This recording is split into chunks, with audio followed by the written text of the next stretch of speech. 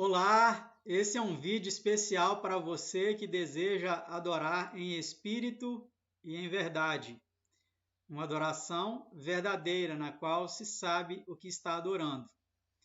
Eu quero saudar a você com a graça e a paz de Deus nosso Pai, de nosso Senhor e Salvador Jesus Cristo, e falar para você de um assunto bem pertinente, já que hoje é dia 25 de dezembro, o dia que eu estou gravando esse vídeo,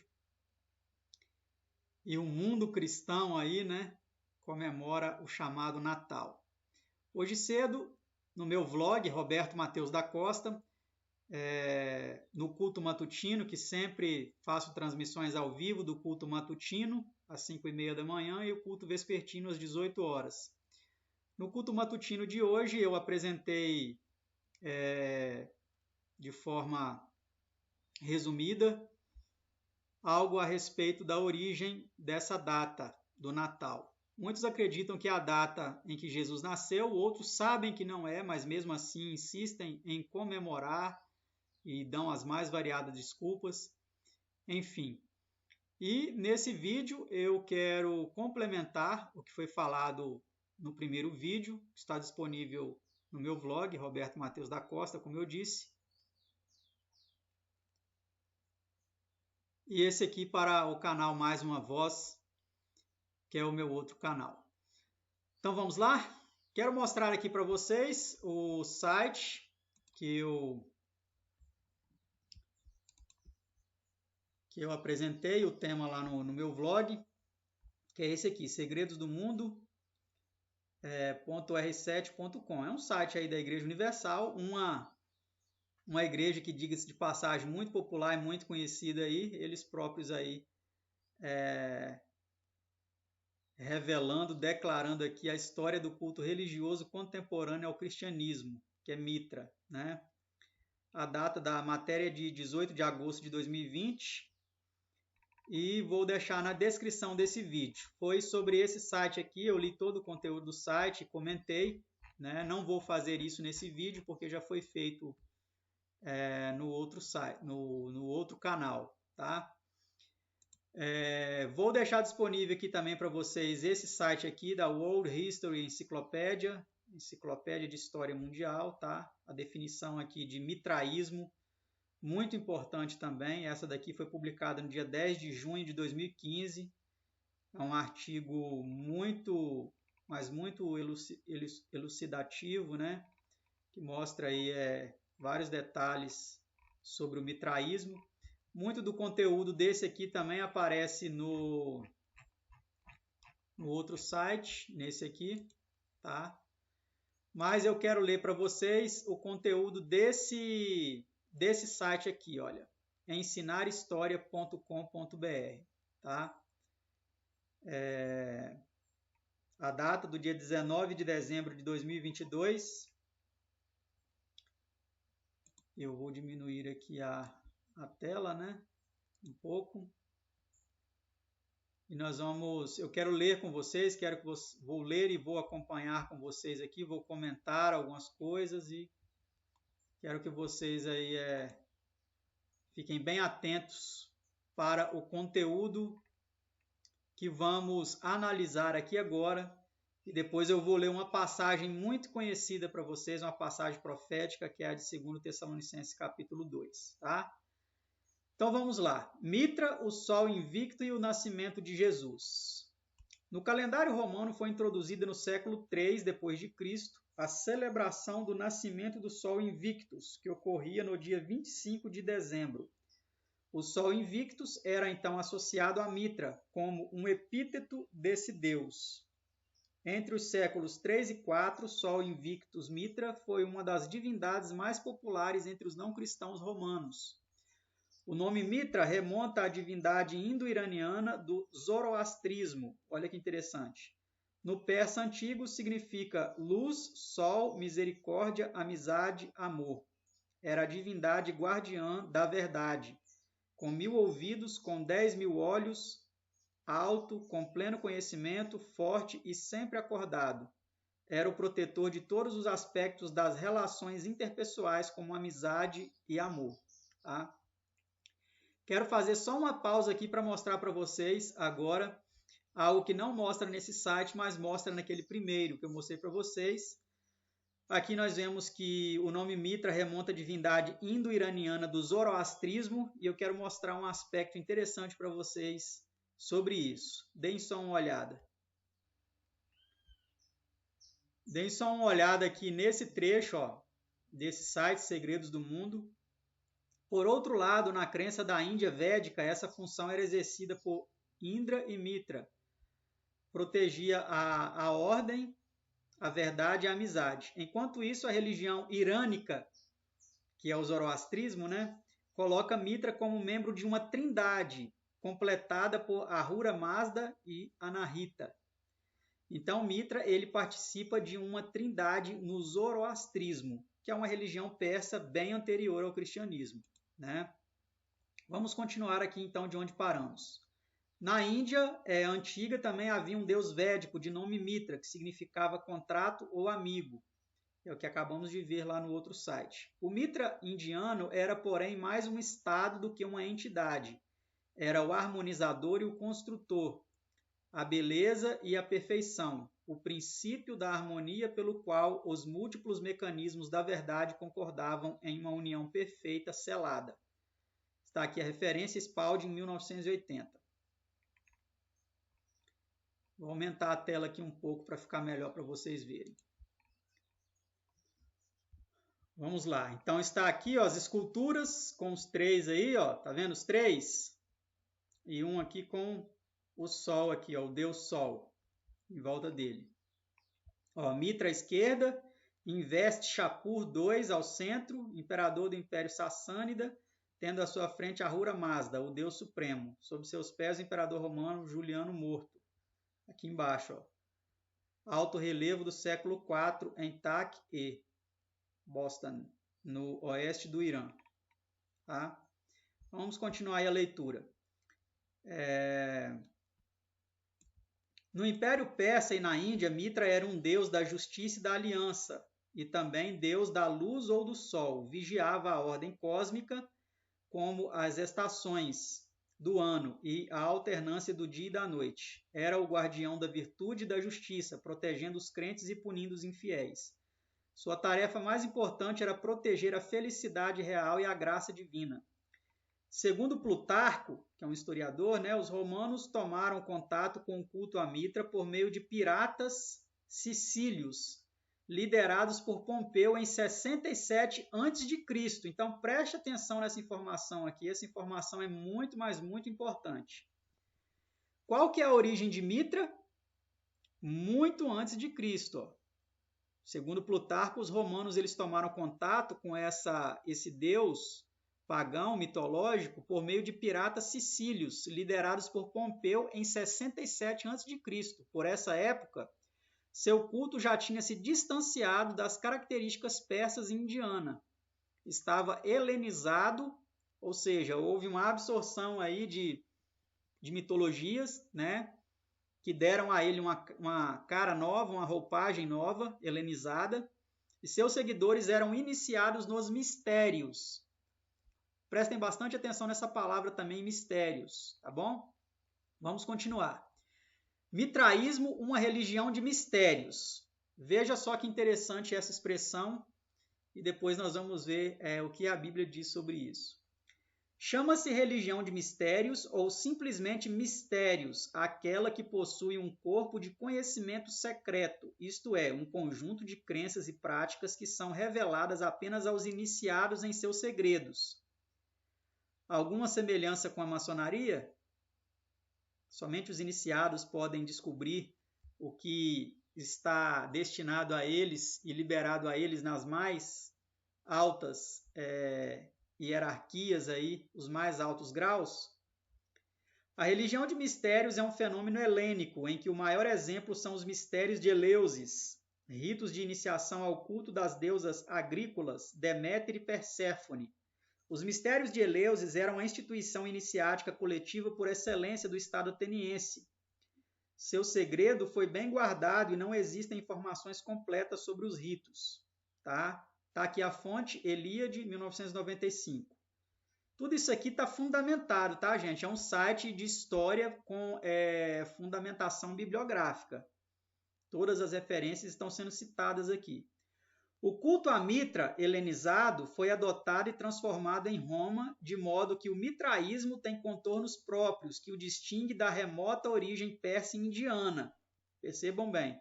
Roma imperial já tinha então outros mistérios, Dionísio, Ísis, Serapis, etc. Os mistérios de Mitra eram celebrados por mitreus, latim mitraeum, plural mitraeae. Mitraeae. Não sei se é essa a pronúncia correta aqui para essa palavra no latim. Um templo subterrâneo que podia ser uma caverna natural adaptada ou uma construção imitando uma caverna, que era o templo onde eles praticavam essa religião de mistérios, onde somente os iniciados podiam ter acesso. Muitas vezes era construído abaixo de um edifício existente, como Mitreus, encontrado sob a Basílica de São Clemente em Roma. Olha que interessante, debaixo de uma basílica católica em Roma, tinha um local desse. Mitreu encontrado nas ruínas de Ostia Antiga, Itália. Aí, ó, a estátua, tá bom? Vamos continuar aqui, então. Pela estrutura do mitreu, é possível supor que os fiéis se reuniam para uma refeição comum, sentados nos bancos que revestiam as paredes. Mircea Eliade, baseando-se em evidências arqueológicas, olha que interessante, então aqui foi confirmado pela arqueologia, afirma que os iniciados ficavam nus, ajoelhados, com os punhos atados e olhos vendados. Alguma semelhança com as práticas iniciáticas da maçonaria? Eles passavam por 7 estágios ou graus, cada um deles regido por um planeta. Alguma semelhança com a maçonaria? Os 33 graus da maçonaria, né? E os outros ainda que ainda tem acima desse. O primeiro grau era o do corvo, simbolizado aí pelo planeta Mercúrio. O segundo, o do ninfo, simbolizado por Vênus. O terceiro, soldado, simbolizado por Marte. O quarto, leão, simbolizado por Júpiter. O quinto, o persa, simbolizado pela Lua. E o sexto, mensageiro do Sol, simbolizado pelo Sol. E o sétimo, o patriarca, simbolizado por Saturno. Então, vamos agora ver aqui o que eles explicam sobre o Mitra romano. O que a história explica sobre o Mitra romano? Os romanos, portanto, ao adotarem o culto a Mitra, o transformaram criando uma nova religião. Segundo Alves, 2018, mais uma referência aqui, tá? Os rituais, os mitos, os espaços sagrados do mitraísmo é uma inovação romana. Agora, preste atenção nisso daqui, ó, a data. Entre os séculos I e IV, ou seja, já existia na época dos discípulos, dos apóstolos, tá? Dos primeiros cristãos ali do primeiro século. Entre os séculos I e IV, o mitraísmo era a religião popular em toda a metade ocidental do Império, incluindo a África romana até a Grã-Bretanha, e em menor grau na Síria romana, no leste. O culto parece ter tido seu centro em Roma, onde estima-se que existissem 680 locais de culto a Mitra. Olha só isso aqui que interessante. Então, essa religião nasceu em Roma, né? Ou seja, ela foi herdada da Índia e da Pérsia, ela foi remodelada em Roma, criando uma nova religião, e ela sobressaiu na parte ocidental do Império Romano, que é na Europa, né? E entre os séculos I e IV, essas informações são cruciais para o que vamos entender dentro da profecia depois de 2 Tessalonicenses. Não sobreviveu, porém, nenhuma narrativa escrita ou teologia da religião dos próprios mitraístas, ou seja, nenhum escrito, né? Informações limitadas podem ser derivadas das inscrições e referências breves ou passagens na literatura grega e latina. A interpretação da evidência física permanece problemática e contestada. Tradicionalmente, o mitraísmo romano é tido como uma religião de soldados. Estudos mais recentes, porém, afirmam que se tratava de uma fraternidade masculina. Alguma semelhança com a maçonaria, gente? Tá muito parecido, não tá não? Afirma que se tratava de uma fraternidade masculina com apelo às classes médias urbanas, comerciantes, fazendeiros, funcionários públicos, inclusive oficiais militares. Curioso isso, né? Não? Conforme argumenta Alves. Tá aí o Mitra, o relevo romano do século II, depois de Cristo.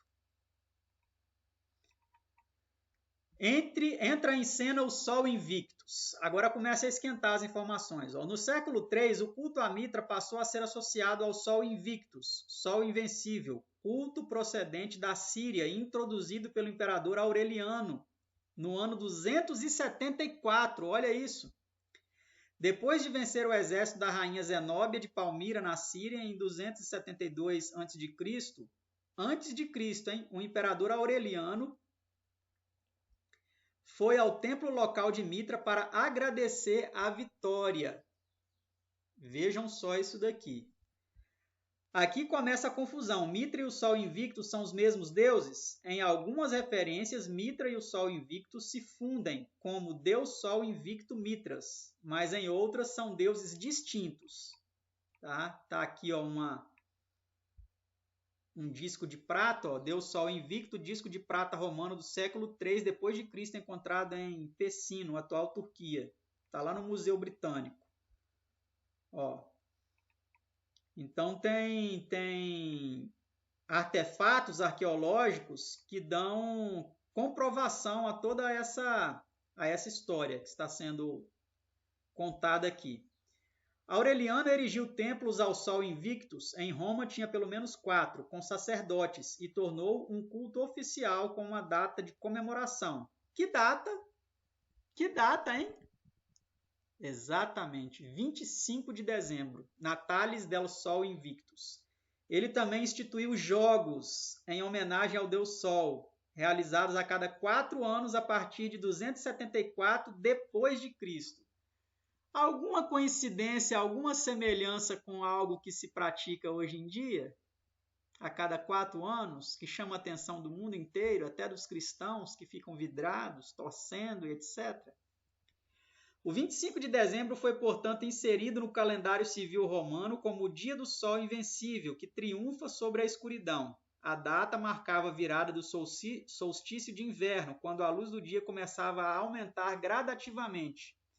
O culto ao Sol Invicto foi celebrado até o Edito de Teodósio, no ano 380, que estabeleceu o cristianismo como única religião do Império, proibindo todas as demais.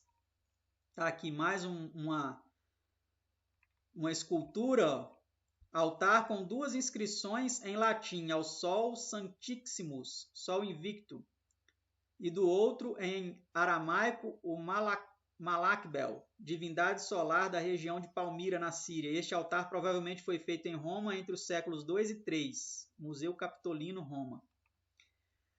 Vamos agora ver sobre mitraísmo e cristianismo. Muita especulação. Vamos ver agora as especulações. Há muita especulação em torno do mitraísmo, que busca demonstrar uma correspondência direta com o cristianismo, como se o cristianismo fosse uma derivação ou uma versão plagiada do cristianismo. O arqueólogo francês Salomon Reynac, 1858 a 1932, e o erudito belga Frans Koeman, 1868 a 1947, são alguns nomes cujos estudos fornecem interpretações criativas, porém sem nenhum respaldo histórico.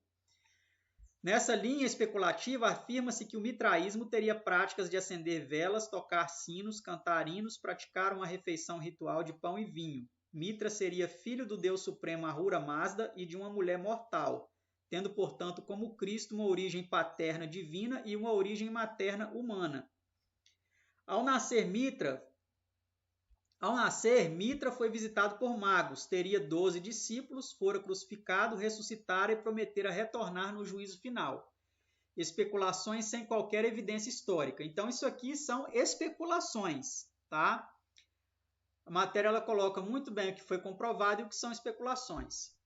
Pouco se sabe sobre o culto romano a Mitra e sua mitologia, sendo uma religião de mistérios, seus seguidores eram proibidos de contar ou escrever qualquer coisa sobre crenças e rituais. Alguma semelhança com a maçonaria? Além disso, o cristianismo vitorioso, a partir do edito de Teodósio, em 380, procurou suprimir a memória do culto mitraico.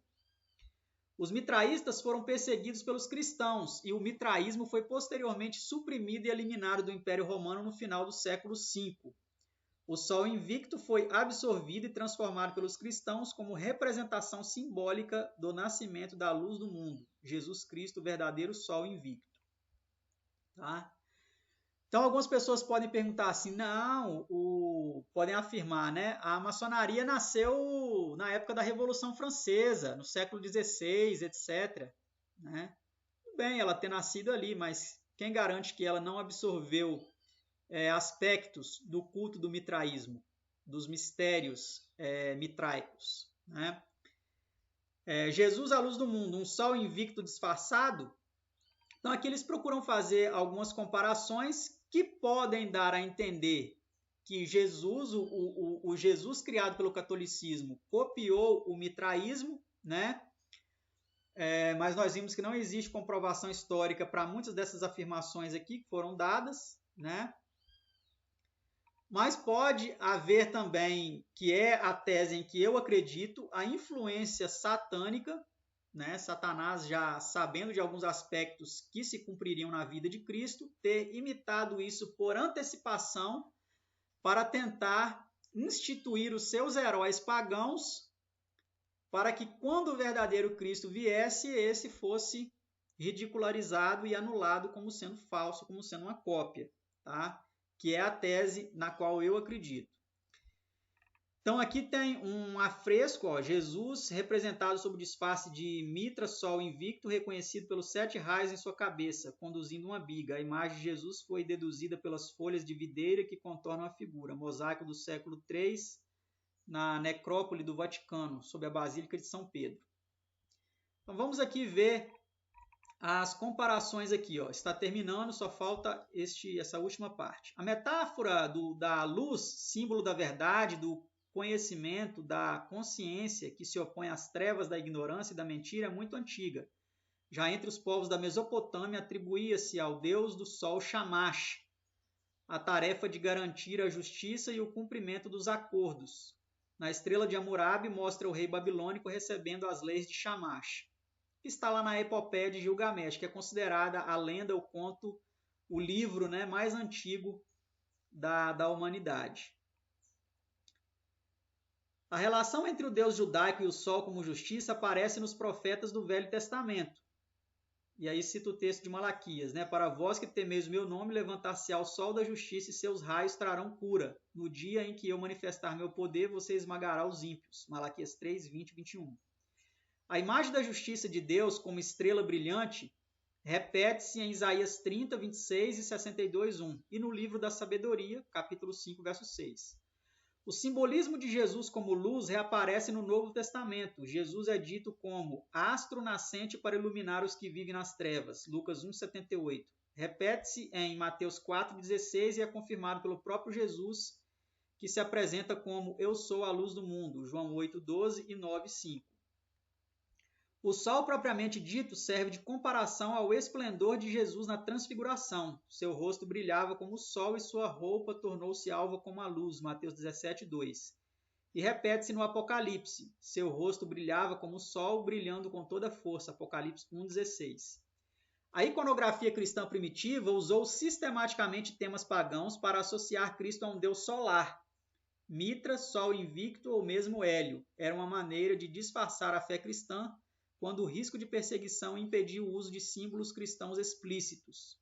Tá?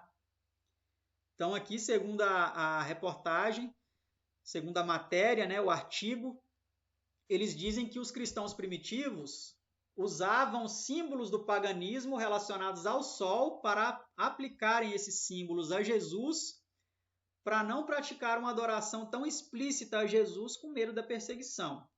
É a justificativa que eles dão aqui. Né? Em 336, nos tempos de Constantino, 306 a 337, os cristãos comemoraram pela primeira vez o Natal. Então, olha quando aqui, ó, em 336, comemoraram pela primeira vez o Natal os cristãos, no dia 25 de dezembro. Com isso, eles queriam significar Cristo como o verdadeiro Sol Invictus. Aos poucos foi entrando nas tradições oficiais da Igreja Cristã, até que no século V foi oficialmente ordenado, eclipsando completamente a festa do Sol Invictus. No decreto de 8 de novembro de 392 de Teodósio, o culto a Mitra Sol Invicto foi considerado ilegal. O culto ao pagão lá, né? Ao deus Mitra, ao deus pagão. No entanto, ainda havia numerosos adoradores do Sol no século V, inclusive entre cristãos. Então, olha aqui que interessante, né? Tudo indica que entrou no cristianismo pagãos que, talvez por medo da perseguição, da oficialização do cristianismo como religião oficial do Império Romano, entraram no cristianismo, né, de forma falsa, com uma falsa conversão. Afirma-se que até o próprio Constantino falsamente se converteu ao cristianismo, né? E esses cristãos disfarçados, idólatras, pagãos, continuarão a adoração ao sol no cristianismo. Tá? Na cidade síria de Baalbek, Heliópolis, um reduto de cultos pagãos, o próprio nome Heliópolis, né, significa cidade do sol, um reduto de cultos pagãos, o culto ao sol no templo principal só terminou depois que este santuário com a imagem do sol Invictus Mitras foi destruída por um raio em 554 ou 555, ou seja, por influência divina, como se considerou na época. Então está aqui as fontes, ó, Leonardo Marcondes Alves, O Culto à Mitra e Sua Pesquisa Acadêmica, Ensaios e Notas, 2018. Tarsílio Orfeu Spalding, Dicionário de Mitologia Germânica, Eslava, Persa, Indiana, Chinesa, Japonesa, São Paulo Cultrix, 1980. E Mircea Eliade, Coulino e o outro autor, Ionan P. Coulino, Dicionário das Religiões, São Paulo, Martim Fontes, 1995. Então está aqui as fontes, tá? Para esse artigo, falando então aí sobre Mitra, o Sol Invicto e o nascimento de Jesus. Eu quero chamar a atenção de vocês para esta parte aqui, ó. Mitraísmo, uma religião de mistérios. Chama-se religião de mistérios ou simplesmente mistérios. Aquela que possui um corpo de conhecimento secreto, isto é, um conjunto de crenças e práticas que são reveladas apenas aos iniciados em seus segredos. Na Grécia Antiga já tinha os mistérios de Eleusis, né? Os ritos de iniciação ao culto das deusas agrícolas Deméter e Perséfone eram esses mistérios de Eleusis, né? Os mistérios do Estado ateniense por excelência. Atenas, para quem não sabe, é a capital da Grécia, né? E Roma importou muitos desses mistérios e os absorveu em sua mitologia. Tá? Então, o que tem a ver isso aqui com a profecia? E essa data aqui, ó, que foi colocada como o mitraísmo sendo a religião popular em toda a metade ocidental do Império, entre os séculos 1 e 4. Vamos aqui agora para a passagem de 2 Tessalonicenses, capítulo 2. Vamos ler do verso 1 para ficar bem compreensível. Ora, irmãos, rogamo-vos pela vinda de nosso Senhor Jesus Cristo e pela nossa reunião com Ele, que não vos movais facilmente do vosso entendimento, nem vos perturbeis, quer por espírito, quer por palavra, quer por epístola, como de nós, como se o dia de Cristo estivesse já perto. Ninguém de maneira alguma vos engane, porque não será assim sem que antes venha a apostasia e se manifeste o homem do pecado, o filho da perdição. Muitos acham que esse homem do pecado aqui vai ser um anticristo que vai surgir agora no fim dos tempos, só agora. Mas nós vamos ver se isso procede. O qual se opõe e se levanta contra tudo que se chama Deus ou se adora, de sorte que se assentará como Deus no templo de Deus, querendo parecer Deus. Não vos lembrais de que essas coisas vos dizia quando ainda estava convosco? E agora vós sabeis o que o detém, para que a seu próprio tempo seja manifestado. Agora preste bem atenção nesse verso 7 aqui, ó, vou até destacar. Porque já o mistério da justiça opera. o apóstolo está dizendo aqui que o mistério da injustiça já operava naquele tempo, no seu tempo, no tempo que ele estava escrevendo. Já o mistério da injustiça opera. Somente há um que agora o retém até que do meio seja tirado. Muitos cristãos das mais variadas vertentes interpretativas acreditam que esse que retém é o Espírito Santo, que retém o aparecimento do anticristo agora no fim dos dias. Mas essa interpretação ela não é correta. Qual o mistério da injustiça que já operava nos tempos do apóstolo? Já no século I, entre o século I e o século IV. Qual a religião de mistérios que era popular, que nós acabamos de ver? Que tinha um personagem que era considerado o Sol Invictus, que nasceu no dia 25 de dezembro, e que o cristianismo paganizado, que o cristianismo corrompido, que o cristianismo que recebeu influência do paganismo por meio de Constantino e de tantos outros mais, introduziram, maculando o cristianismo. Então, o mistério da injustiça é uma referência, na minha interpretação, muito clara aos mistérios mitraicos, que apresentam claramente conceitos trinitários que foram absorvidos pelo cristianismo por influência de Constantino em 325 e por Teodósio em 382 no Concílio de Constantinopla. Tá? Então, muitas das iniciativas de Constantino em adotar o cristianismo como religião oficial são interpretadas por muitos como algo benéfico, mas pelo contrário, foi o maior prejuízo ao cristianismo, porque introduziu no cristianismo conceitos pagãos. Adoração ao Deus Sol, a adoração do dia do Deus Sol, que é o domingo, né? Sunday. No inglês, né? Até hoje fica claro isso daí, o primeiro dia da semana chamado de Sunday, dia do Sol. Dia do Sol Invictus, que era o dia adorado também nos mistérios mitraicos, tá bom? Então aqui nós vemos claramente a influência desses mistérios já operando nos dias do apóstolo Paulo.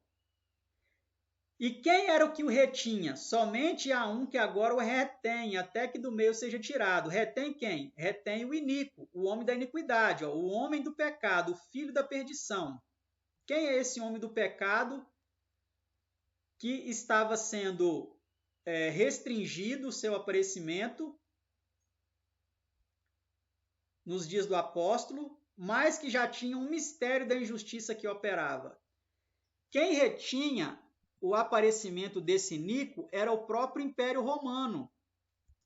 Roma primeiro teve a sua supremacia em sua versão pagã, em seus cultos pagãos, em seus deuses pagãos, com vários modelos trinitários. Eu evidenciei isso muito claramente no meu livro A Suplantação do Mistério e a Perpetuação dos Conceitos Trinitários, tá? Que eu estou colocando aí na tela para vocês verem. Quem quiser pode baixar gratuitamente. Quem quiser adquirir cópias impressas pode nos fazer o pedido também. Então, o Império Romano, ao introduzir conceitos trinitários pagãos no cristianismo, ele deturpou o cristianismo. Mas antes de deturpar o cristianismo e sair de cena, ele estava retendo o aparecimento do iníquo, do homem da iniquidade, na pessoa do papado, o bispo de Roma. No início, o próprio Constantino fazia o papel de pontífice romano. Depois esse título passou a ser absolvido pelo bispo de Roma. Ele passou a ser o pontífice romano. Constantino sai de Roma, vai para Constantinopla, na Turquia, e deixa em Roma o bispo de Roma como o que tem a supremacia máxima sobre o império. Aquele que coroava reis e tirava a coroa de reis, humilhava reis. Clovis, o rei franco, foi um dos que deu ascensão ao bispo de Roma ao ajudar a derrotar as três tribos arianas, que eram antitrinitárias, né? Então, quem retinha o aparecimento do iníquo, do homem da iniquidade, o filho da perdição, o que se colocou no lugar de Deus, o que fala que é o representante de Deus na terra, que as pessoas têm que obedecê-lo, o que fala que ele pode absolver pecados, ele pode perdoar pecados, ele pode instituir reis e remover reis, instituir leis e anular leis. O que aceita que as pessoas se ajoelhem diante dele, peçam perdão e prestem reverência, adoração, beijem sua mão, beijem seus pés e falta pouco deitar para virar tapete para ele passar em cima. E que lançou a verdade por terra, mudou a lei de Deus no catecismo, mudando os mandamentos de Deus, mudando o mandamento do sábado para o domingo. Primeiro com Constantino em 321 e depois no Concílio de Laodiceia, em 364, se eu não me engano, ou 368. No Concílio de Laodiceia foi instituído o domingo eclesiasticamente, obrigatoriamente. Primeiro de forma civil, por Constantino, em 321, e depois de forma religiosa, no Concílio de Laodiceia, em 368, ou 64, algo assim. Tirou o segundo mandamento da lei de Deus, o culto às imagens, removeu esse mandamento. Então, ele cumpre a profecia de Daniel 7:25. Cuidará em mudar os tempos e a lei, lançou a verdade por terra, e o que fez prosperou. Prosperou tanto que hoje a maioria das pessoas segue aí as suas dissoluções.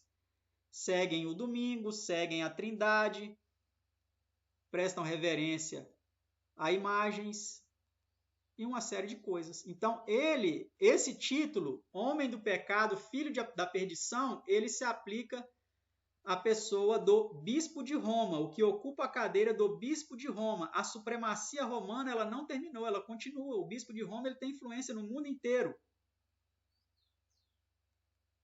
Tá? Então, o mistério da injustiça que operava nos tempos do apóstolo Paulo eram os mistérios mitraicos. E o que o retinha, há um que agora o retém, era o Império Romano pagão, até que do meio seja tirado. Quando ele foi tirado, quando Constantino foi tirado da supremacia em Roma e mudou a sua capital para Constantinopla, ele foi tirado do meio, para que a supremacia romana, então, pudesse emergir e ter uma supremacia por 1260 anos, como fala na profecia, de 538 a 1798, onde ela perseguiu, matou, torturou aqueles que não acreditavam em seus enganos, que ela chamou de ortodoxia. Então, ela chamou a verdade de heresia e ela chamou as mentiras que ela ensinava de ortodoxia. E assim ela perseguiu e matou durante 1260 anos de forma iníqua, de forma perniciosa. Por que ele é chamado de o homem do pecado? Porque ele oficializou o pecado, ele adulterou a lei de Deus e ensinou as pessoas a transgredir isso. Tá certo? Então, poderia falar aqui muito mais coisas a respeito deste aspecto, dessa questão, mas deixo aí para vocês o livro, para vocês estudarem. E existem muitos outros livros que falam sobre isso, o livro Grande Conflito, ou a Grande Controvérsia, de Ellen White, o livro A Igreja, A Verdade Triunfante, A Igreja no Deserto. Vou deixar aqui na descrição também para vocês baixarem, quem quiser, para vocês estudarem. É um livro que ainda não publicamos de forma impressa, mas é o nosso objetivo também publicar. Aqueles que quiserem nos apoiar para publicarmos esse livro, ele vem mostrando claramente como que a igreja verdadeira ela ficou no deserto, ela ficou escondida na época da supremacia papal. Ela ficou nos montes, ela ficou nos lugares isolados da terra, mas Deus nunca deixou que a sua verdade fosse 100% exterminada da face da terra, sem ser praticada por ninguém.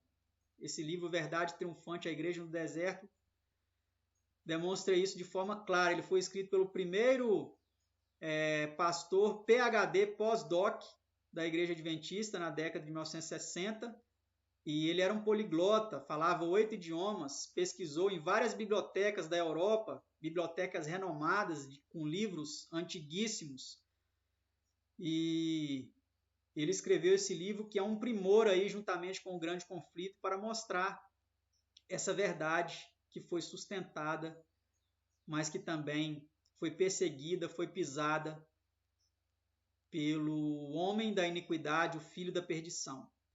Então, eu espero que vocês tenham entendido, né, este tema, pelo menos um pouco. Né? Se não entenderam, pesquisem mais. Vou deixar aí esses links aí para vocês pesquisarem mais. E que o Senhor nos abençoe aí no entendimento de toda a verdade. Né? Quero citar, como fiz na live hoje de manhã, o texto de Romanos 12, verso 1. Rogo-vos, pois, irmãos, pelas misericórdias de Deus, que apresentei os vossos corpos como um sacrifício vivo, santo e agradável a Deus, que é o vosso culto racional. Devemos prestar ao Senhor um culto racional, não um culto emocional, não um culto tradicional, não um culto que nós aprendemos com os pais ou com a tradição, mas um culto racional. E ele complementa no verso 2 dizendo, e não vos conformeis com este mundo. Algumas traduções dizem com este século, com os costumes deste mundo, né? O Natal é um desses costumes. Mas transformai-vos pela renovação do vosso entendimento. À medida que o nosso entendimento vai sendo renovado, nós precisamos nos transformar os nossos hábitos, a nossa linguagem, o nosso falar, as coisas que comemoramos ou deixamos de comemorar, para que experimenteis qual seja a boa, agradável e perfeita vontade de Deus. Que eu e você possamos experimentar não somente a boa e agradável, mas também a perfeita vontade de nosso Deus. É o que eu vos desejo em nome de Jesus. Amém. Está aí com vocês esses vídeos aí das playlists ao lado. Espero que vocês assistem e compreendam várias outras questões aí de suma importância para a nossa edificação na fé. Fiquem todos com Deus e até o próximo vídeo.